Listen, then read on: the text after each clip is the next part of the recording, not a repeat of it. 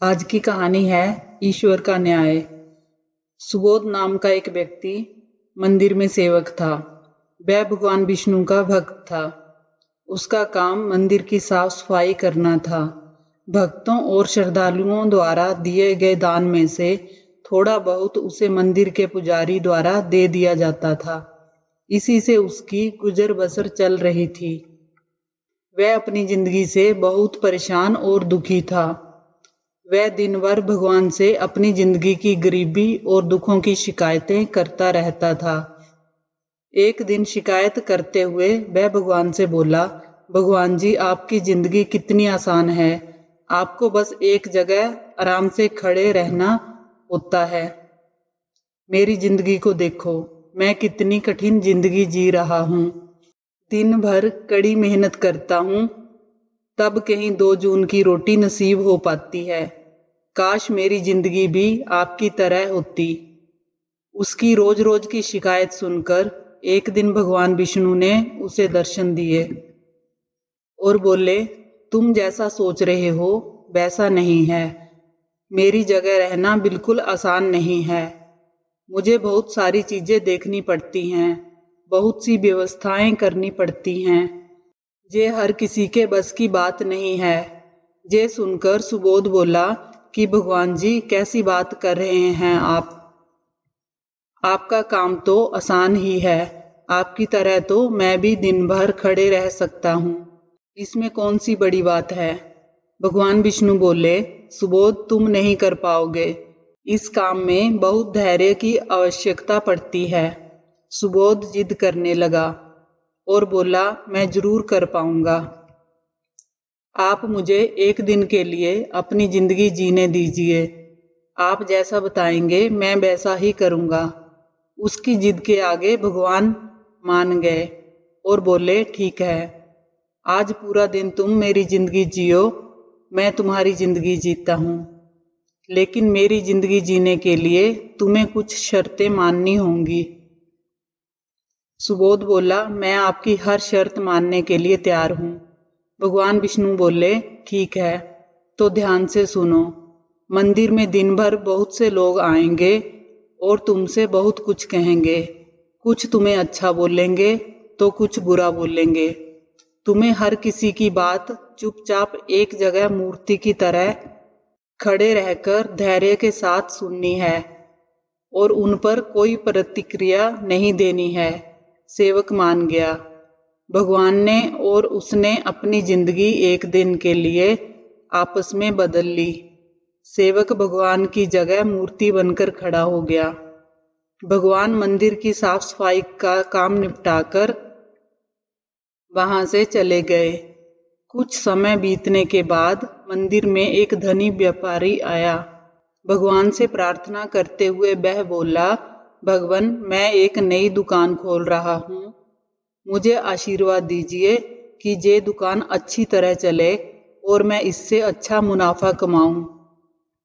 प्रार्थना करने के बाद जैसे ही वह प्रणाम करने के लिए नीचे झुका तो उसका बटुआ नीचे गिर गया।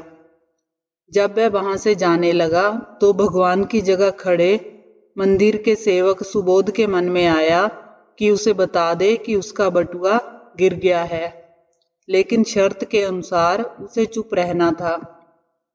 इसलिए वह कुछ नहीं बोला और खामोश खड़ा देखता रहा। इसके तुरंत बाद एक गरीब आदमी वहां आया और वो भगवान से बोला, प्रभु, मैं बहुत गरीबी में जीवन काट रहा हूँ। परिवार का पेट पालना है, माँ की दवाई की व्यवस्था भी करनी है। मैं समझ नहीं पा रहा हूँ कि इतना सब कैसे करूँ। आज देखो, मेरे पास केवल 1 रुपया है। इससे मैं क्या कर पाऊंगा। अब तो आप ही कुछ चमत्कार करो और मेरे लिए धन की व्यवस्था कर दो। प्रार्थना करने के बाद जैसे ही वह जाने लगा, उसे नीचे गिरा व्यापारी का वह बटुआ दिखाई दिया। उसने बटुआ उठा लिया और भगवान को धन्यवाद देते हुए बोला, प्रभु, आप धन्य हैं। आपने मेरी प्रार्थना इतनी जल्दी सुन ली। इन पैसों से मेरा परिवार कुछ दिन भोजन कर सकता है। माँ की दवाई की भी व्यवस्था हो जाएगी। भगवान को धन्यवाद देकर जब वह वहां से जाने लगा तब भगवान बने मंदिर के सेवक का मन हुआ कि उसे बता दे कि वह बटुआ तो व्यापारी का है, मैंने उसे नहीं दिया है, वह जो कर रहा है वह चोरी है। लेकिन शर्त के अनुसार वह चुप रहने के लिए विवश था, इसलिए मन मारकर चुपचाप खड़ा रहा। मंदिर में आने वाला तीसरा व्यक्ति एक नाविक था। वह 15 दिन के लिए समुद्री यात्रा पर जा रहा था। उसने भगवान से प्रार्थना की कि उसकी यात्रा सुरक्षित रहे और वह सकुशल वापस आ सके। वह प्रार्थना कर ही रहा था कि धनी व्यापारी वहां आ गया। वह अपने साथ पुलिस भी लेकर आया था। नाविक को देखकर वह पुलिस से बोला, मेरे बाद यह व्यक्ति मंदिर में आया है, जरूर इसने ही मेरा बटुआ चुराया है, आप इसे गिरफ्तार कर लीजिए। पुलिस नाविक को पकड़कर ले जाने लगी। भगवान बने सुबोध को अपने सामने होता हुआ ये अन्याय सहन नहीं हुआ। शर्त के अनुसार उसे चुप रहना था, लेकिन उसे लगा कि बहुत गलत हो चुका है। यदि अब मैं चुप रहा तो एक बेकसूर आदमी को व्यर्थ में ही सजा भुगतनी पड़ेगी। उसने अपनी चुप्पी तोड़ते हुए कहा, आप गलत व्यक्ति को पकड़कर ले जा रहे हैं।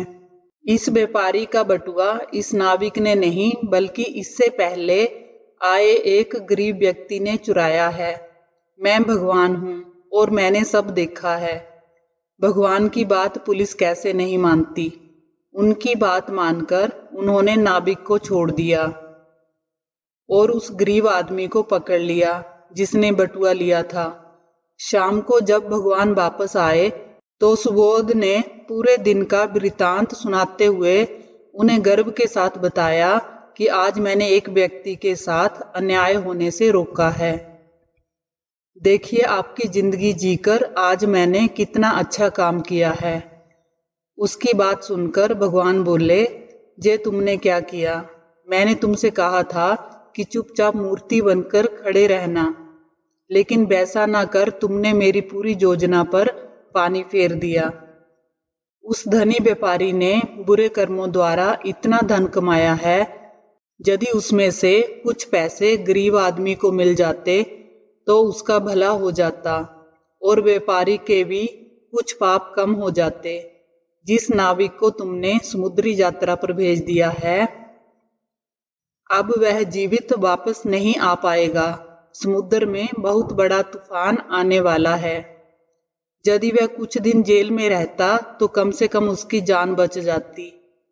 सेवक को ये सुनकर एहसास हुआ कि वह तो बस वही देख पा रहा था जो उसकी आंखों के सामने हो रहा था।